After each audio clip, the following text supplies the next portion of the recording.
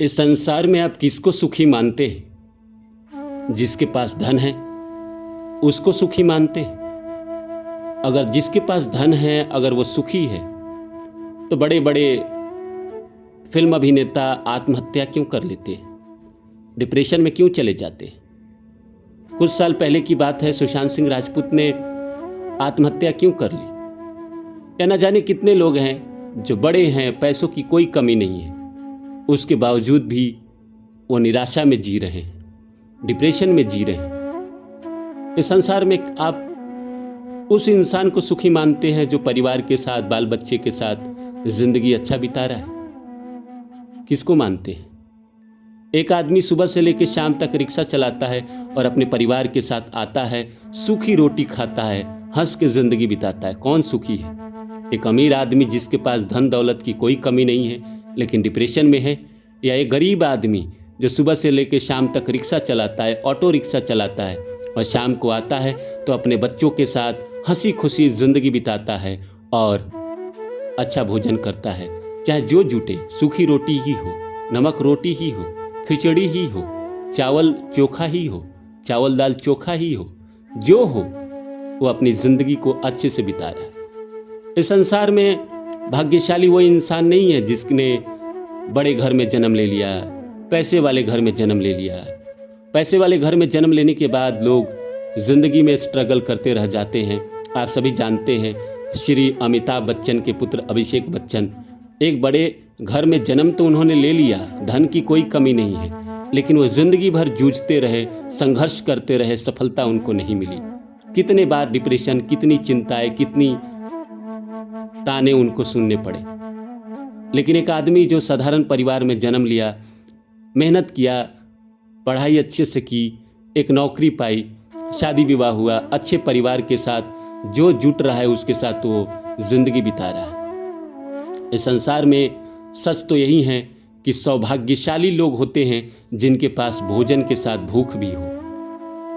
नहीं तो बहुत लोग हैं दुनिया में कि भाई जिनके पास पैसे तो हैं पर डॉक्टर ने मना कर रखा है कि आप मीठा नहीं खा सकते क्योंकि आपके वो डायबिटीज़ है, बीपी है, तमाम तरह की प्रॉब्लम है, बॉडी साथ नहीं दे रही है। लेकिन एक गरीब आदमी जिसको कोई फिक्र नहीं, कोई चिंता नहीं, वो कुछ भी खाए, कुछ भी पिए, उसने ज़िंदगी में लजीज भोजन नहीं देखे होंगे, लेकिन जो भी उसने खाया, जो भी उसने जिया, सुकून की ज़िंदगी जी, उससे ज़्यादा सौभाग्यशाली कौन होगा? बेशक हम अपने भाग्य को कोसते हैं, हमें लगता है कि ईश्वर ने हमें कुछ नहीं दिया, पर गहराई से सोचे तो जो ईश्वर ने हमें दिया किसी को नहीं दिया। इस संसार में हर आदमी को ईश्वर कुछ ना कुछ देते हैं। किसी को बुद्धि देते हैं, किसी को धन देते हैं, किसी को अच्छा परिवार देते हैं, किसी को अच्छी पत्नी देते हैं, किसी को अच्छा पिता देते हैं, किसी को अच्छी माँ देते हैं, किसी को अच्छा पति देते हैं, जिसके सहारे उसकी ज़िंदगी की नैया पार हो जाती है। जिसके पास धन नहीं है, जिसके पास बुद्धि है, वो अपने बुद्धि से इतना धन कमा लेगा कि सुखी जीवन जी पाएगा। उसके पास भोजन के साथ साथ भूख भी है, उसके साथ परिवार भी है।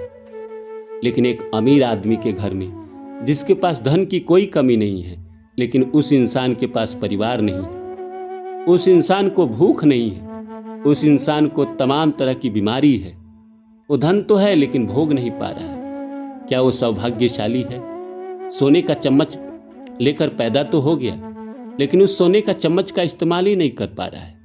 और वहीं एक गरीब आदमी जिसने सोने का चम्मच लेकर इस धरती पर वो नहीं आए, लेकिन अपनी मेहनत से चांदी की ही चम्मच से, लेकिन उस चम्मच से कम सुकून की रोटी तो खा पा रहे हैं, सुकून का चावल तो खा पा रहे हैं। इस संसार में सुख साधन संपन्न व्यक्ति, भाग्यशाली तो होते ही हैं, लेकिन परम भाग्यशाली वही आदमी है जिसको भोजन के साथ साथ भूख भी है, लोगों का प्यार भी है। इस संसार में रोटी के साथ अगर आपको प्यार भी मिले, परिवार का, पत्नी का, बच्चों का, तो आप क्या मानते हैं? आप भाग्यशाली नहीं हैं। आप यकीन करिए दोस्तों, मुझे नहीं लगता कि मेरे चैनल पे जितने लोग हैं उसमें से कोई सौभाग्यशाली ना हो। हर आदमी सौभाग्यशाली है। बेशक वो अपने आप को न मानता हो, स्वीकार न करता हो कि वो भाग्यशाली है। कभी गौर करें, आज से 10 साल पहले आप कहाँ थे, आज कहाँ हैं, और आप अपने ईश्वर के द्वारा दिए गए उपहारों को याद करें तो आप पाएंगे कि कितनी ऐसी चीज़ें हैं जिसके लायक आप नहीं थे, फिर भी आपको वो मिला।